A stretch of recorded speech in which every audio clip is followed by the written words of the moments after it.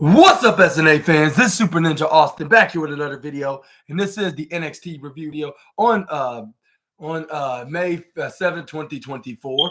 And yeah, man, what a very very averagely great show that they booked on tonight's episode, of course, especially the opener and the main event. And we finally figure out what exactly the secret was with Trick Williams, like that Lash Legend was hiding from him, like in the Supernova session, which we're gonna get to later on. Maybe we did. On one way to find out. But anyways, we start off on today's NXT, and yeah, I say this on most of my review videos. Like normally, the opener gets the second best, in my rankings, and the number one top best match of the night goes to the main event match. That's because the main event match is always delivered, like 9 times out of 10. And same with the opener being the second best one. Like sometimes there's the other way around in my review videos, but well, let's hope I don't do it too much in favor of main events always being the best match when it's not always an accurate statement. But yeah, it was a true one, like a true accurate one tonight between Roxanne Perez and Chelsea Green, which we're gonna get to in just a minute. Which we start off with Wesley on this video promo package. I won't say promo package, more likely a vignette from ever since when he had to give up his title shot for the North American Championship back in December of last year. His injury so bad, like it seemed like that it could be the end of his wrestling career. But luckily that wasn't the case for obvious reasons. Not obvious reasons for them now, because he made his return 7 days ago, and he made himself known when Obafemi successfully retained his championship against Ivar.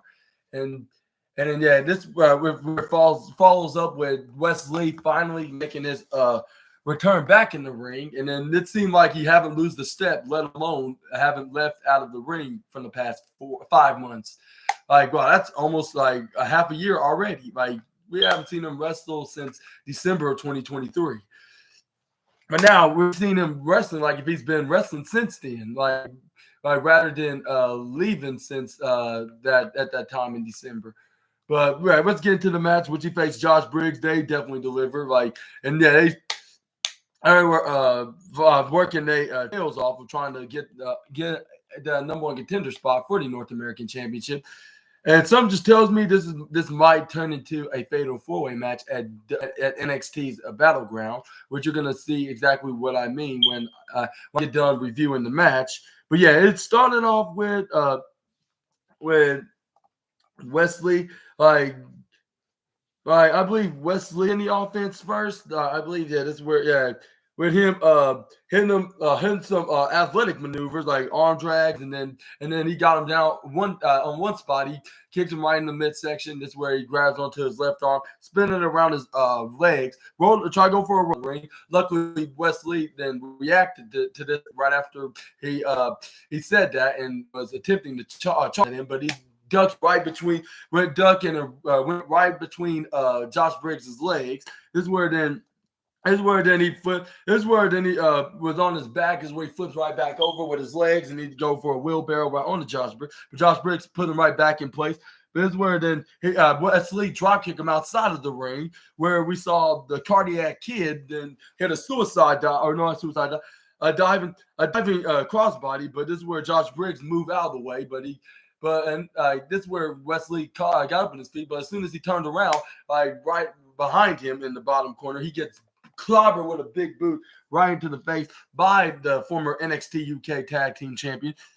But that's what we thought he got. But this is where Wesley showed that he did not even got hit with a single boot right square into the face, because he moved right to the side, put the foot that Josh Briggs was trying to use to boot Wesley right into the face, put on the shoulder. This is where then he tried to go for some kind of a single claw power bomb like maneuver, but this is where Josh Briggs then hit a right hand and reversal. This is where then we got Josh Briggs was like, "Oh no, you don't! Like you're not gonna do any tricks to me this time. This is where he hit him face first right into to the apron, which is known as the hardest part of the ring. This is where then he throws Wesley right back in the ring. This is where we got then Josh Briggs and dragged him into the ring. This is where then he tried to go.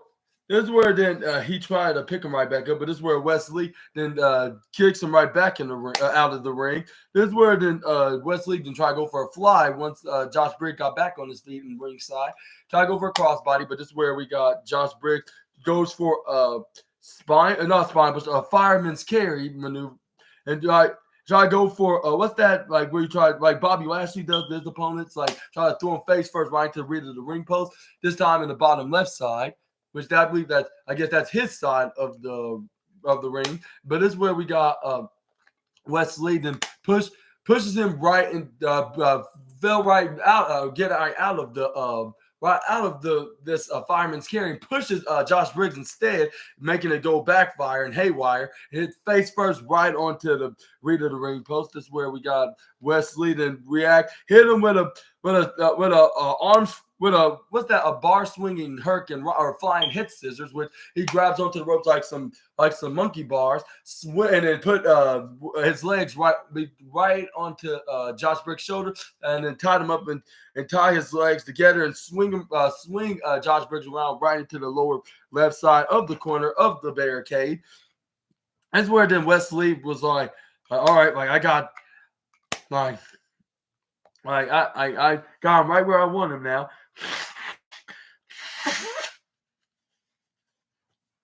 This is where he throws Josh Briggs back in the ring. This is where we got Wesley then go back inside the ring. This is where then he tried to go for rolling flip springboard and try to go back like a springboard version of the Cardiac Kid. But this is where we got Josh Briggs and count out of it, hit a backbreaker right onto Wesley. That's where then he caught his eye off of Wesley for one good second, and he saw Ivar heading out into the ring arena. This is where he was walking down the ramp. He was like, "Oh, you did not expect little old Big Me." And then this is where Josh Briggs was like, first of all, you lost to Obafemi last week on the second week of spring breaking. Second of all, like if you're trying to get another shot, and even if you do get another opportunity for that belt, like your chances are slim. And this is where then he then slams Wesley right onto the side. This is where then he hit him with a big world's strongest splash right into Wesley's back, like if he was Mark Henry back in 2008 when he did that to Kane when he became the ECW champion.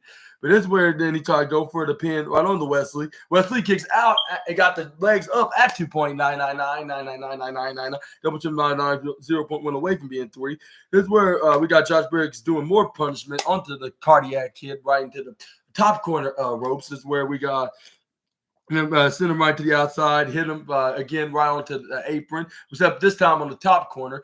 And yeah, those things really hurt like hell. But even though I haven't been inside exactly a ring before, but I feel what the wrestlers go through. I have a couple of wrestling friends that even say like that ring is not even the canvas itself is nothing soft. Like it's barely cushioned in, like, but you can still feel the wood and the pipe materials and stuff where they make the ring, like underneath the canvas. So yeah, there's everything but softness in that squared circle. But anyway, this is where we got Ivar didn't join commentary with Vic Joseph and Booker T. This is where we got Wesley and Josh Briggs then start playing wrestling tennis, like hitting strikes right back and forth right into one another. This is where then Wesley was winning. He started spinning around circles, doing donuts right onto Josh Briggs, hitting him some strikes in the gut with his fist and his legs, punches, kicks, and then even in the back of Josh Briggs' leg. And this is where then he got him down on his knees. This is where he hit the double foot stomp right onto his back, like if he was his own version of Swerve Strickland. This is where then he thought, I was like, my back, like. He was like, I just recovered with my broken ribs. And then this is where Wesley's like, I'm sorry, but this this is a free for all. Like, if in order for one of us to become, it's a free for all for in order for one of us to get the shot at Oba Femi's championship. And then this is where we got Wesley. Then continued to memorize his homework, and this is where but only one spot he made a mistake at. But him running right towards Josh Briggs. This is where he gets flipped over right to the right side. This is where Wesley then trying to go for a right hand, but this is where he gets blocked by Briggs. And this is where Briggs hits him with a right hand. And this is where then he hip tosses him back in the ring. But not only that, but backbreakers him. This is where then Wesley's like, my back, like I can barely feel it. And this is where I can barely feel it, like, and it's not feeling very comfortable. Like, it's painful. And this is where Josh Briggs started trash talking. He's like, what was that about a free for all? And this is where he's like, shut up. And he hit a big right hand right into his face. This is where then Josh Briggs hit a big boot right into the face of the cardiac kid. And hoping I'm not keep saying his nickname way too much. But this is where we got Briggs then had him right to the upper right side. This is where then he was like, you had your shot as North American champion around this time of the year last year. Like, move the hell on. And then this is where Wesley hits him with a boot right into his face. This is where we got Wesley then getting himself right back up. Well, he got a little boost up right onto the ropes in the bottom turnbuckle, like while lifting himself up right into the middle ropes. And then hit him with a step-up enzuigiri right in the face. This is where then we got Wesley then going for running. Running right through the left corner side ropes, go right back to the right and hit a rolling flip kick, wheeling kicking him face first, and then dropping him outside of the ring, making him go out like after taking such a brutal hit. This is where we got Wesley was like, okay, now he's dead, now he's out. Like, now it's time for a suicide dive. This is where he did so by going right onto Josh Briggs, right into the right corner side. This is where then this suicide dive was so big to the point that they could have they nearly knocked over Ivar out of his chair. And then this is where Ivar's like, wow, like they were just an inch away from me. Like I did not expect this. Like, even though I should have been prepared, but I did not expect him to hit such a big move like that's gonna lead us to our way, especially mine. But this is where we got Ivar checked on him, which that's very unusual. Well, that must have been an out of character moment. This was like, bro, you okay? And this is where Josh Briggs like, I think so. But this is where Josh Briggs did not pay attention at a second at Wesley. He hits a middle drop kick right onto his back. He hits face first right onto Ivar on accident. This is where Wesley then throw Josh Briggs back in the ring. This is where he goes up right up on the top rope in the upper right side. Yeah. This is where then I believe he was trying to go for the diving corkscrew maneuver, which I believe that's his finisher, which that's called the what that move is called? But he hit the move right onto Josh Briggs. He got the 1, 2, 3, and the winner of this match and possibly a future North American championship against Oba Femi, Wesley. And he's finally getting the opportunity that he was trying to get from back in the beginning of at the end of 2023, but it seems like he's going to get it now for NXT Battleground.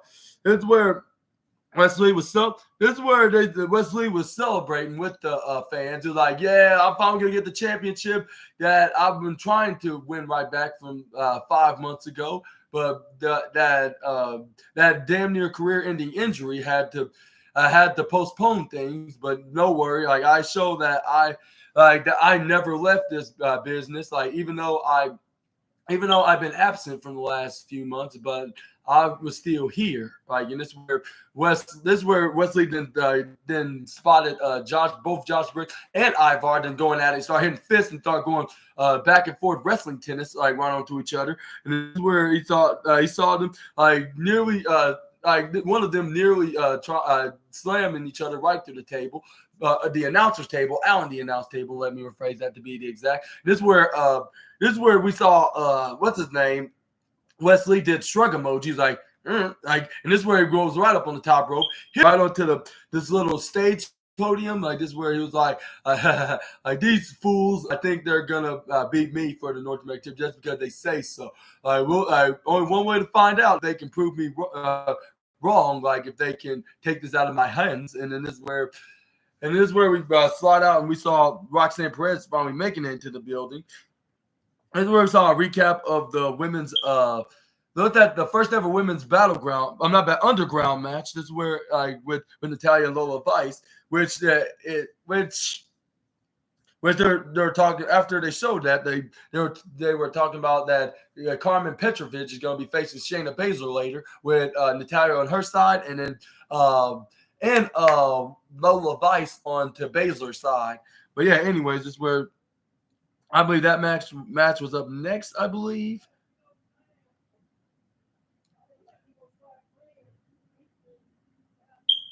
This is where we got but this is where, before we get to that match, this is where we got some backstage segment earlier in the night.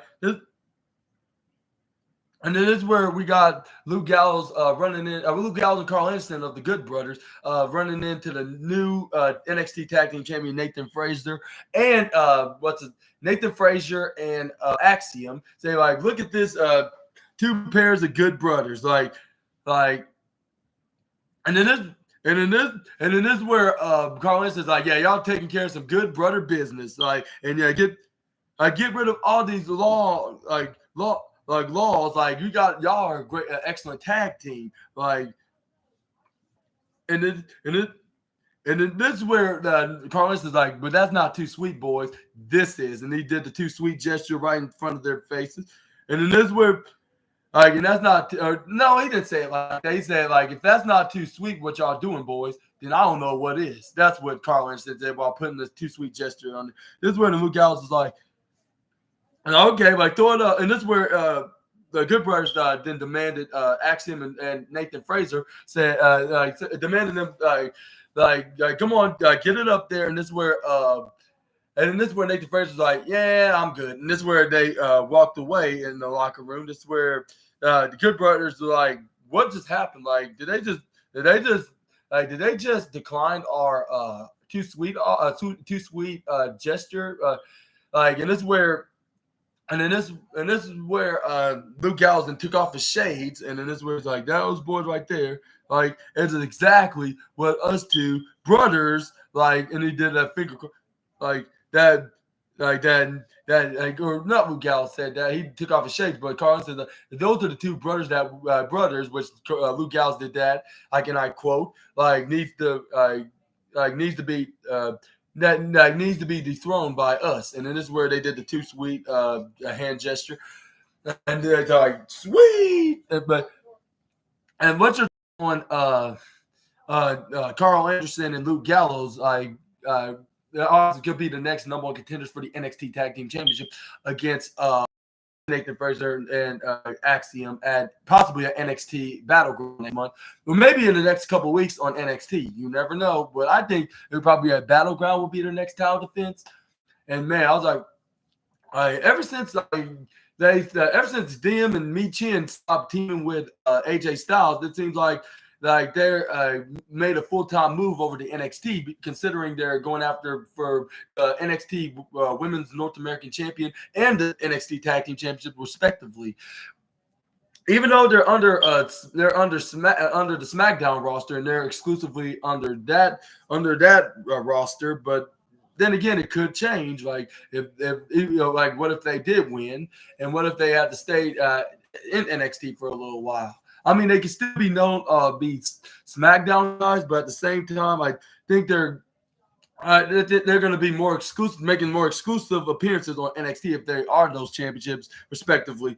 But this is where we do get the match between Shayna Baszler and Carmen Petrovic, where Carmen was ready for Baszler. This is where Baszler, just give me about 10 seconds to chill right here at this corner, in her corner in the lower right. This is where she was like, okay, 1, 2, 3, 4. And she got all the way up to 10. This is where she was like, okay, I'm ready. And this is where we got the referee's like, okay, are you sure? And this is where it was like, okay, y'all need to start battling it out. And this is where they did so, with Shayna Baszler winning, while Carmen tried to get the first strike, but Baszler got her on her arm, put it in the back of her head. This is where the referee's like, hey, she's on the ropes, on the corner in the turnbuckle. And this is where she's like, I'm giving you 5 seconds. This is where Shayna Baszler let go at 2.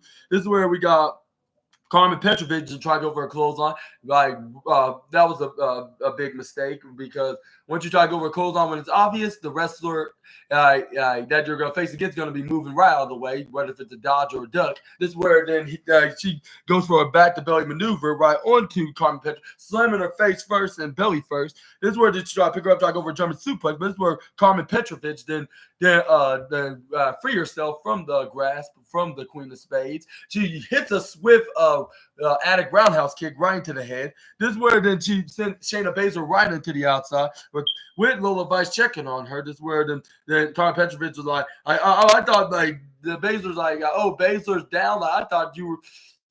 This is where she was like, I thought you were tougher than that. This is where then Shayna Baszler's like, I am. Like, it's all just a setup. Like, boom, and you fall for it. Like, I'm the Lord to my trap. This is where she kind of did, because she got clobbered with a big right hand, like that right hand. That's where the Shayna Baszler to start bending Carmen Petrovic's arm, trying to snap it into two, like if she was the female Kurt Angle of WWE. At least my dad used to call her that. And yeah, she's like a female version of Kurt Angle, except with arms rather than legs. But yeah, this is where then she started grabbing it. She wrapped it around underneath that little, what's that metal pipe part that's keeping the ring up, like underneath it. This is where she wrapped her arm around. This is where Vic Joseph, like, arms are not supposed to be bent that way. Underneath the ring, underneath the ring supporter, and this is where she kicks it, and this is where her arm. This is where she messed her arm up even more. Like, it was like 20 times as bad than she was bending it. This is where Carmen was like, the pain. And this is where Shayna Baszler was like, like, yeah, I knew she couldn't stand a chance with the submission magician. And this is where then Shayna Baszler then threw her right back in the ring. This is where she started continuing targeting the arm by doing a hammerlock maneuver right onto Carmen. This is where she threw her, once she had her left arm right onto her back, tied into a hammerlock. This is where she threw her right into the upper right corner turnbuckle.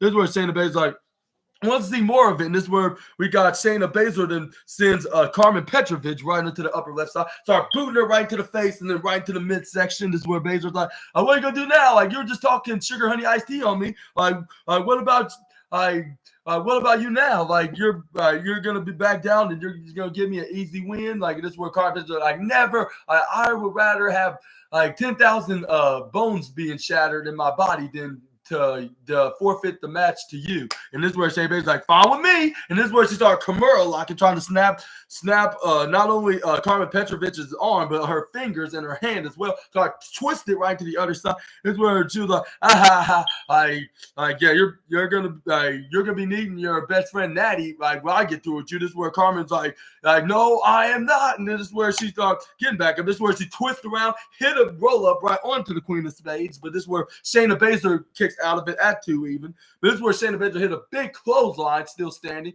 And this is where then she go for a cover right onto Carmen after knocking her down with that lariat. But this is where then Carmen that kicks out at 2.2. This is where they start messing with that left arm that she brutalized right in the ringside. This is where she tried to throw her right, like she did the first time when she threw her right back in the ring after damaging that arm that first hit. This is where she got reversed and she got countered, and her plan backfired, because the rules in wrestling, if you try to do the move the second time, won't be a guaranteed if it works successfully the first time, unless you're double lucky or have a special card that get a double whammy. But anyways, this is where we got Carmen Petrovic then hits a discus lariat, but this is where Shayna Baszler ducks out of it. This is where she got her in the back suplex position, slamming her back first right to the right side. This is where the Shayna Baszler then start bending her arm and try to put it in the back of her head, put her hand in the back of her head. This is where she took off her hair tie, threw it in the face of Carmen. This is where she stomped on it, and I was like, like, it's over. Like, regardless of her getting back up from getting hit with that arm snapper, like, yeah. Like she's done for, but it seemed like that was the case immediately until Carmen eventually got back up by using the left hand corner ropes to get back up. And this is where she started hitting her good, hitting Shayna Baszler with her right good arm. And this is where she started hitting forearms right to her face, trying to make a comeback right onto the Queen of Spades and start going for the roundhouse kick. And once you go for roundhouse kick, she also go for a back fit or a chop, like right into the chest and to the leg. This is where we got Carmen Petrovic then extends her right to the upper right side, hits a spinning kick right into the midsection. This is where we got Carmen then go right back in the middle of the ring. This is where then what's his name? What's her name? Shayna Baszler then trips over Shayna Baszler. This is where she hits a spinning cartwheel twister kick right onto the back of Shayna Baszler, slicing her right through the canvas. This is where did she try to go for a cover, but Baszler still kicked out at 2.7. Carmen's like, how did she kick out of that? That move always puts away my opponents, like in my previous matches. And this is where we got Carmen Petrovic then try to Irish whip Shayna Baszler right to the left side. Shayna counters through her instead. This is where then we got her. This is where then Shayna Baszler then try to close on her out, but this is where Carmen puts her right leg in there to stop her, like some kind of a stop sign. This is where then she hits her with a step up Michigiri, like once she had the right foot distracting her and hit her with the left foot. This is where we got Carmen to go straight up right up to the upper left corner top turnbuckle, trying to go for a diving maneuver right off the top. This is where she goes for like a combine maneuver, like what Vic Joseph called it. But this is where Shayna Baszler dodges out of it. This is where she went right behind Carmen Petrovic, got her in the carry for the clutch. This is where she made her tap out. And then your winner of this match, Shayna Baszler. And if I have to choose like what's the third best match of the night, I'm definitely giving it to Baszler, and Carmen Petrovic are putting on a tremendous match. And if Shayna Baszler was not in a partnership with Zoe Stark right now, or being in the Queen of the Ring right now, or doing anything on the main roster, I'd say a move to the NXT brand would be a perfect option for her. Because she dominated in NXT when the last time she was there, which was back in 2019, when she was the second longest reigning NXT Women's Champion. And she dominated like figures from the likes of Kairi Sane, Io Sky, Bianca Belair, Candice LeRae, Michin, and other wrestling names that you can think of right now in her reign as NXT Women's Champion back in 2019. And this could be beneficial, like if she had nothing else to do on the main roster show, which is on Monday Night Raw. But anyway, let me know in the comment below what you thought on this match. This is where Baszler and Lola Vice were celebrating, with Lola Vice doing the hip dance that kind of remind me of somebody that does the hip dance that used to be in WWE.